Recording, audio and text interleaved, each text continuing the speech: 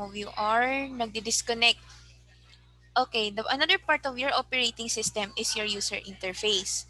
When we say user interface, it is a program inside your computer that controls the display of your computer. And that allows the user to interact with the system. That means, with the help of your user interface, yun po yung tumutulong sa atin para maggalaw natin yung computer natin sa loob. And yung user interface allows the user to communicate with the operating system. So that means the user interface, operating system, and hardwares. Ganun po yung standard means of pagkikipag-usap ng computer sa tao and yung tao sa computer. Nakuha? Again, user interface, operating system, and the hardwares. Clear? Okay po. So there are two interface provide the means of input and output. So when we say input allows the user to manipulate a system, and output allowing the system to indicate the effect of the user manipulation. Parang ganito yan. May kaaway ka, for example.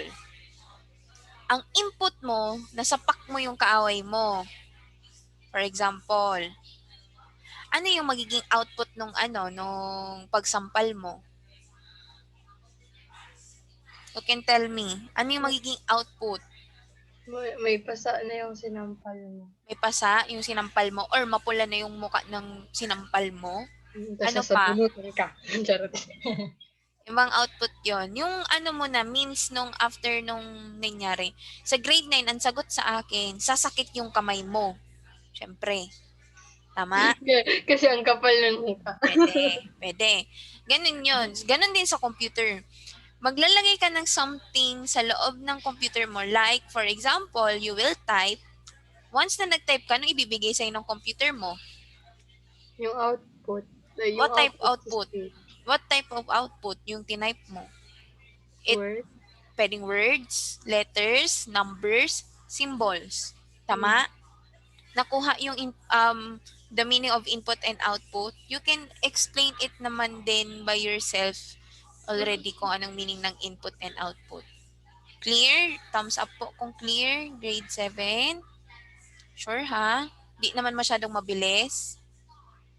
Hindi. Okay. So there are the types of the user interface. May dalawa kasing itsura ng user interface. We have the command line interface and the graphical user interface. So first, we have your command line interface or the CLI. Okay, lahat po ng computers ninyo, meron pong ganito. It is a command line interface. When we say command line interface, gumagalaw lang siya by the use of codes. Okay, again, your command line interface can be used with the use of your codes. May mga specific siyang codes. And this method instructing a computer to perform a given task referring to as entering a command or yung code na sinasabi ko nga kanina. At ito din po yung CLI, ang ina-accept niya lang na input ay galing sa keyboard lang. Okay? From the keyboard only. And also, not suitable for beginners. Bakit hindi siya suitable sa mga beginners? Kasi, grade 7. Papakita ko yung itsura ng CMLI. Bakit hindi siya mukhang pwede sa beginner? Kasi parang ang complicated babasahin. Opo, complicated siyang basahin kasi you need to learn first how to code. Okay?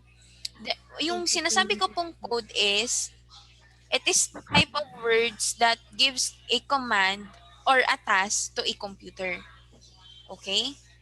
So, parang ano siya, sa Windows, ang tawag po dyan ay Command Line Interface or CMD, Command Prompt. Ito po ang magiging itsura niya. Pag nag-type kayo ng CMD sa computer ninyo, sa Start menu, Ganito po ang magiging itsura niya. May color blue, may color black. Yung akin po, color black. So, this is your command prompt. Okay? There are specific tasks na pwede mong gawin sa command line interface. So, here are the examples of commands that we will tackle by siguro next week or next week. Ito yung most common na ginagamit po natin. Pag dir, meaning to display a list of files or folders. Copy is to copy, syempre, a file to a folder. MD is to make a new folder. CLS is to clear screen. And quit is to what? Close. Yung mga nagsiselfone po dyan, pakitago po, porket wala tayo sa physical class, ay ibig sabihin ay pwede na kayo mag-phone, hindi po. Okay, nakuha yung meaning ng CLI? Clear? Nakita yung example? Tuturuan ko kayo kung paano mag-code. Saan po, madam, ginagamit ang command prompt? There are times, have you used a flash drive already? Yes or no? Yes. Yes. Okay. May mga times na nako-corrupt. When we say corrupt, what do you mean of a corrupt? Sa computer. Jed. Parang nako-corrupt na yung ano mo, yung Ano nga yung word na computer. corrupt?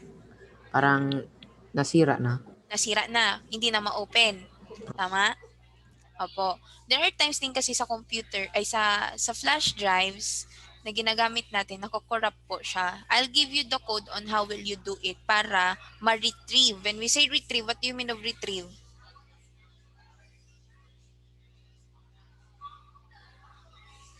What do you mean of retrieve?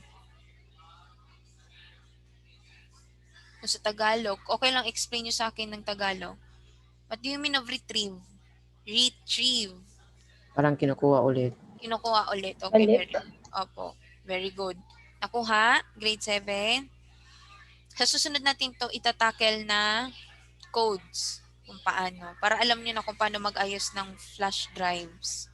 Okay? Next is, the most common na ginagamit natin sa computers is your GUI. Na-lesson ko na ito sa inyo dati, nung LM kayo. So when we say GUI, it is a graphical user interface.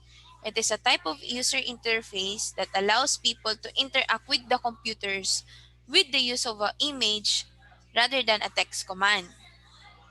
Kagaya nung kanina, di ba may code on how will you open a file and copy a file. Unlike pag dito ka sa computer mo, mag-right click ka lang, pwede mo nang makopy. Hindi mo na kailangan mag-code. Tama? So it is easy to learn kasi mabilis siyang ma-identify. And also, it can accept via keyboard and pointing device, which is your what? Ano yung pointing device natin? Mouse. Okay. So here are the elements of your graphical user interface. There are 5 elements. Uy, grade 7. Makinig. Yung kung anong hinahawak niyo dyan, tanggalin na yan ha.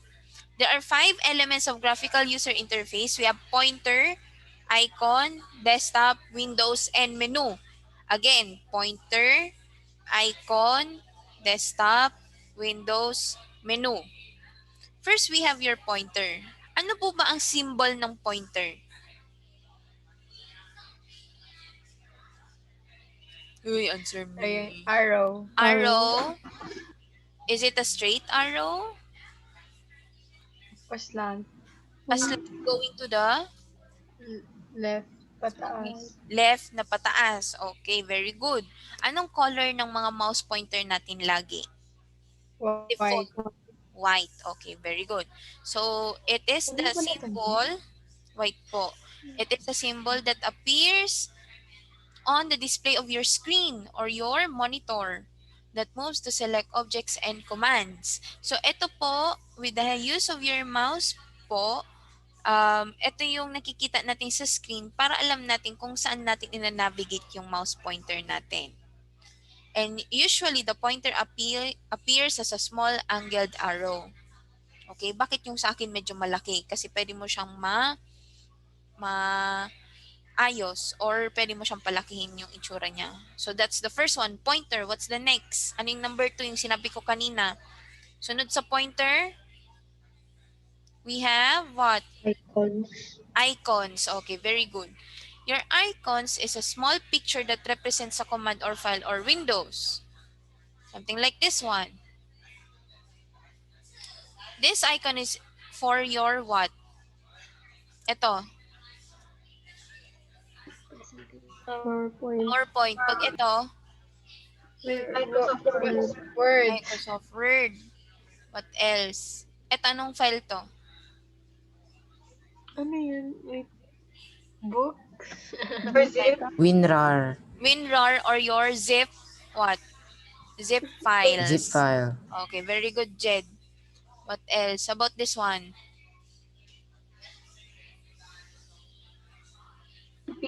PDF. PDF. Okay na?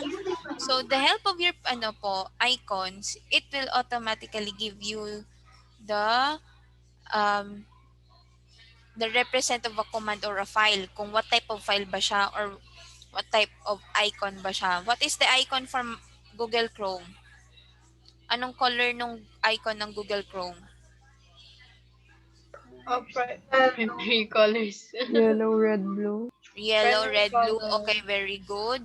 What else? How about yung folder na brown? Anong icon yun? Files. Files. Very good. Nakuha na? So that's the use of your icon. Again, what is the first element for your GUI? Pointer. Number 2. Icon. Icons. Number 3. Desktop. Desktop. Okay. So desktop is the area of your display screen where icons or group is often referred to as the desktop because the icon are intended to represent real object on a real desktop. Meaning, I'll try to share you my desktop. Ay, wag na. Ito pala. May picture na pala dito. Kasi modified ang desktop ni Mom Joy kaya hindi ko ma-share. So, your desktop looks like this one.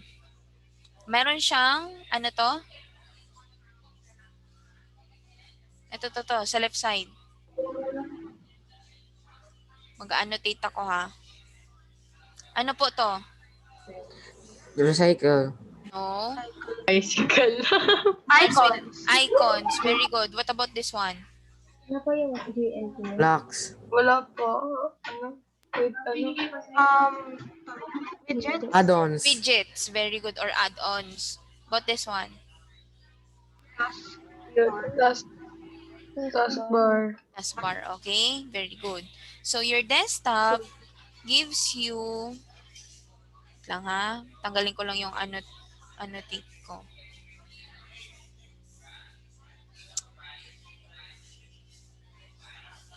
So, the area of your display screen where icons are grouped. So, lahat ng icons pwede mong ilagay dun sa desktop. Yung mga most common na ginagamit mo. Okay? So, that's the third element. What is the fourth element of your GUI? But the others, try to answer me.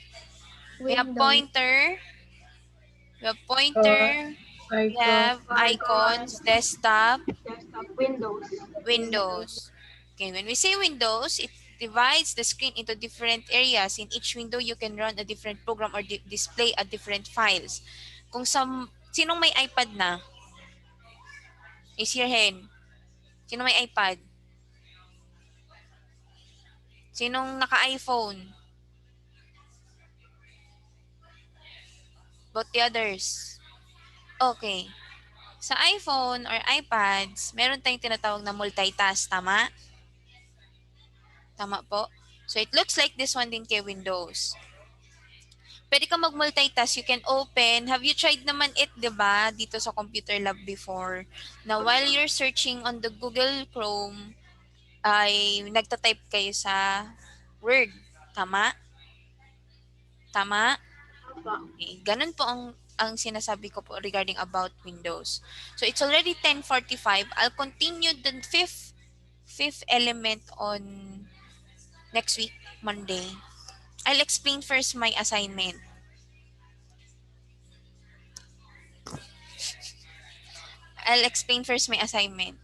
So, can you open my group chat? Ay, wag nyo nang i-open yung group chat nyo. I'll share my screen.